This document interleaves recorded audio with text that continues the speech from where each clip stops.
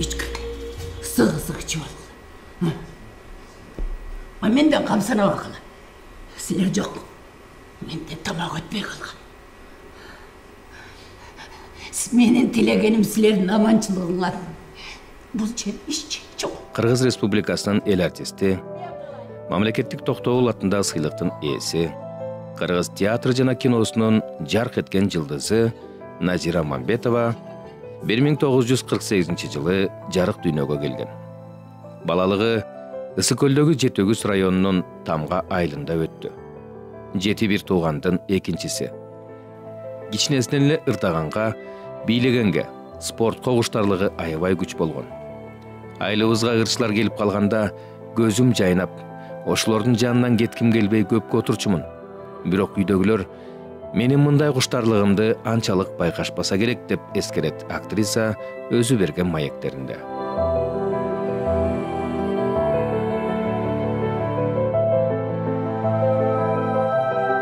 1966-жылы Фрунзедеги музыкалык педагогикалык окуу жайына тапшырат. Ал жакта окуп жүргөн маалда Москвадагы театралдык институтка кабыл алуу жарыяланып калат. Табиятынан таланттуу жаралган болочок актриса Москвадан келген театр чеберлеринин купулуна толуп, тандалма таланттардын катарына кошулуп, Москва шаарындагы Луначарский атындагы театралдык окуу жайга кабыл алынат.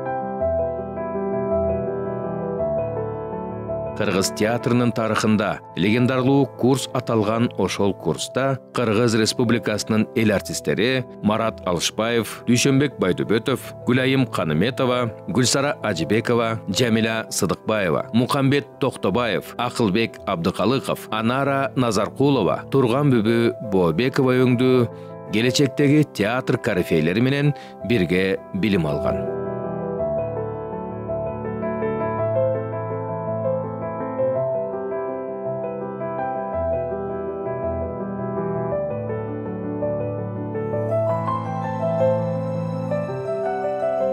Таланттуу актриса 3-чү курста окуп жүргөндө эле алгачкы жолу грузин фильмине ролго тандалып, Боз торгой мында жашаган аттуу тасмага тартылган. 4-чү курсунда Чыңгыз Айтматовдун Мен Тяньшан фильмине тандалып алынып, кадимки Кадичанын образын жараткан. Кадича колхозго жиберчи. Деги башымды айлантпачы. Нарядтар жазылып калган. Бүгүн эле бир күнгө жиберчи, анан трассага чыгай. Эмнеле колхоздук калгансың? Бир туруп барбайм дейсиң, бир туруп акиде асыласың. Анда барып көпкө жере келе албайм деп эскертип келишим керек. Кимди?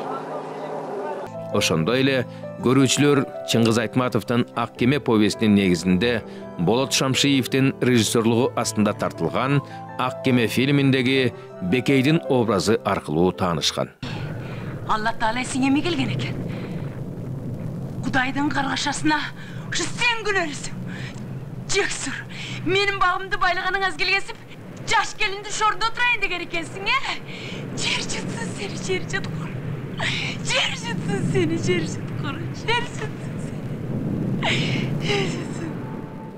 Окууну аяктаган соң, ошол убакта Түштүк жергесинде, Ош шаарында жаңы театр ачылып жаткандыгына байланыштуу ушул курсту толугу менен Ош шаарына жөнөтүшөт. Бул маалда кино жаатында актриса үчүн жемиштүү жылдар болгондуктан, мурдагы СССРдин миллиондогон көрүүчүлөрүнүн арзуусуна татыган Санниковдун жери фильмине тартылып, Түштүк жергесине курсташтарынан бир аз кечирээк келип калат. Ошого карабастан, дароо эле жаштык жигер менен кайнаган жумушка баш оту менен киришип кетет.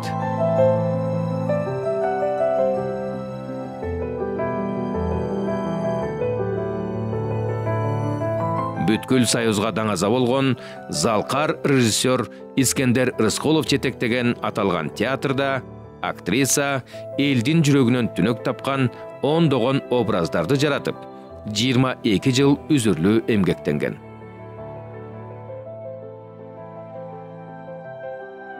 Борбор шаарыбыз Бишкекке кайтып келгени, жаш көрүүчүлөр театрына кирип иштеп калат. Театрда Кыдыкееванын өмүрү, чыгармачылыгын баяндаган Кыргыз Республикасынын эл жазуучусу Жаныш Кулманбетовдун калемине таандык Талант жана тагдыр спектакли коюлуп, башкы каарман Бакендин образын жаратуу бактысы Мамбетовага буйрган.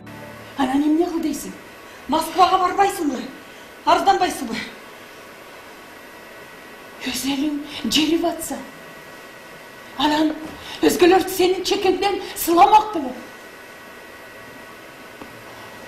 Мен театрға кенедейімде келгем.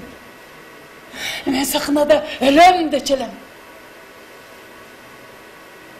Мен театрды көзде келатсам, Қуанышбек мені көре қойып, жолдың арқа yüzіне шыға қашты. Костюмерша Батма жашынып қалды. Назира Мамбетованың шығармашылық өміріндегі ең бір шыған образдарының бірі легендарлы Құрманжан Датқаның образы. Оğlumның жазасын мен тартайын. Баламды өлімден сақтап қалсаңыз болғаны. Нет, нельзя. Преступник должен быть наказан.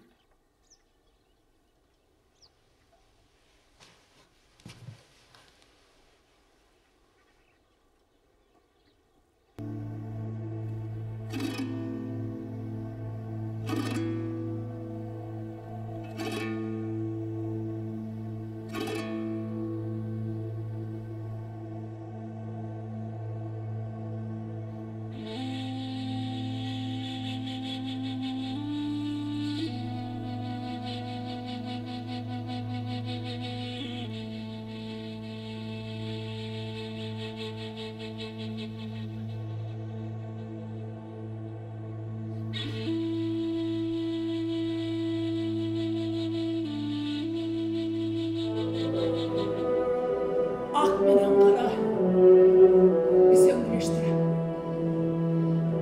Бірақ ошоңда Энеш ордунун жүрөгү тарам-тарам тилинип. Актриса азыркы күндө да театр үчүн жан үрөп эмгектенип келет. Анын Кайрат Иманалиевдин калемине таандык Үмүт моноспектаклиндеги образы жүздөгөн театр сүйүүчүлөрүнүн копулуна толду. Эл аралык Артордо 2023 театр фестивалында эң мыкты моноспектакль номинациясына татыса, актрисага аялдардын ролун мыкты аткаргандыгы үчүн номинациясы ыйгарылды.